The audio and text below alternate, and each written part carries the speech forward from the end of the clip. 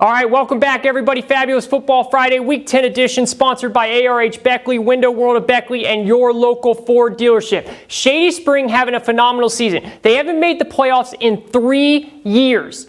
This season, though, looks like it could be the one to break the drought, and it really showed last week when they went to Nicholas County. But a very hungry Westside comes into Tiger Stadium. Let's go out to Shady to see what happens. Big time game, number 11 ranked Westside in AA, traveling to number 12 ranked Shady Spring in AAA. Shady starts with the ball, and they are driving. Cole Cierto hands it off to Evan Honecker, and Honecker weaves through a couple of defenders for a decent gain. Then Shady back to the run game. Cole Cierto hands it off, but Westside reads it perfectly, and it's a fumble. Westside recovers it. So the first big play of the game goes to Westside and their defense, but their offense can't do anything, so Shady gets it back, and they are back in the red zone. Another run play for the Tigers gets them closer to the goal line, and then here comes Caden Helmer, a.k.a. the closer, and he gets in for a touchdown following his blockers,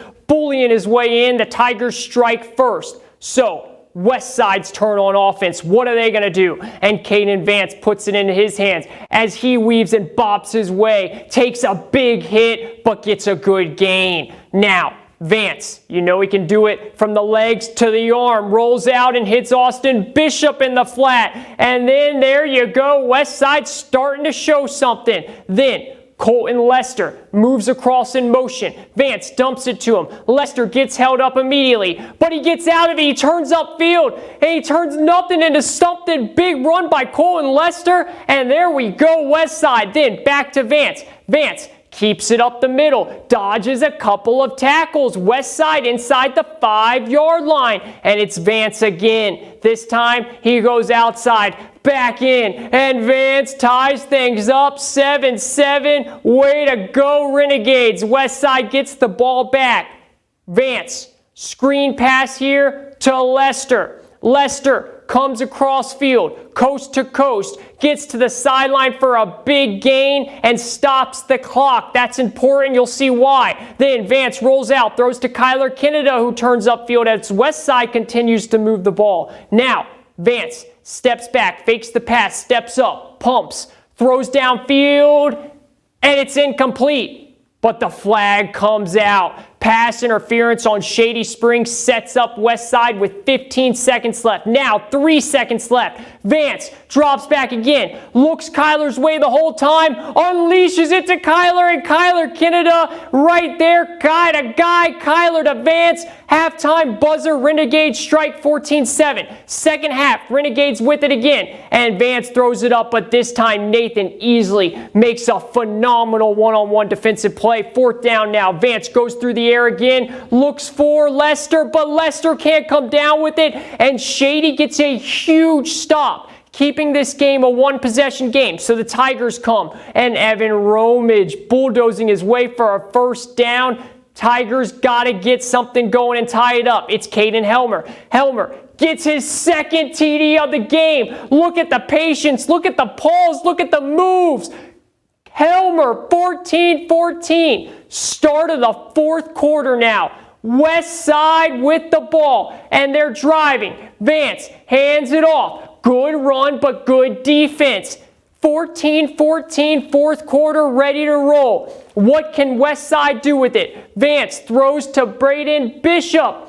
He fumbles it right there by a great tackle, but Westside recovers it.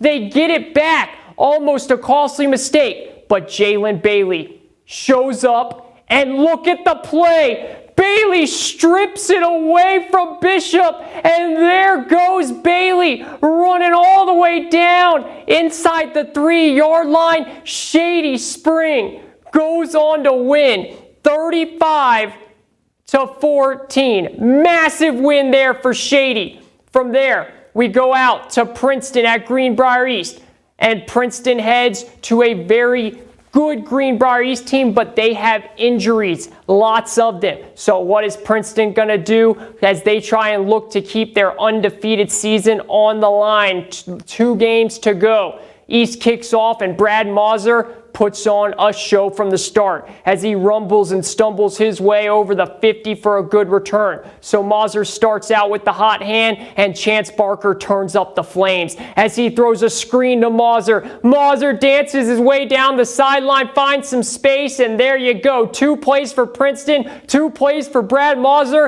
and the Tigers lead 7-0. So how do the Spartans respond?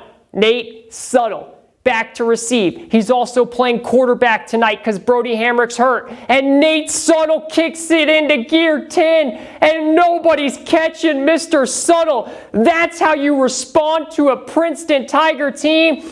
Greenbrier East is fired up, 7-7 first quarter. Look at it go from there. But the thing about this Tigers team is they know how to move the ball. Chance Barker drops back, and look at Markel Lowe. Wide open down the field. Quick strike touchdown again. 14-7. The Tigers offense is hitting on all cylinders. Spartans can't get anything going, so here comes the Tigers again. And near the red zone, Barker sends a man in motion, hands it to Jennings. Jennings run behind the motion man, and Jennings uses his strength and plows into the end zone for another Tigers touchdown.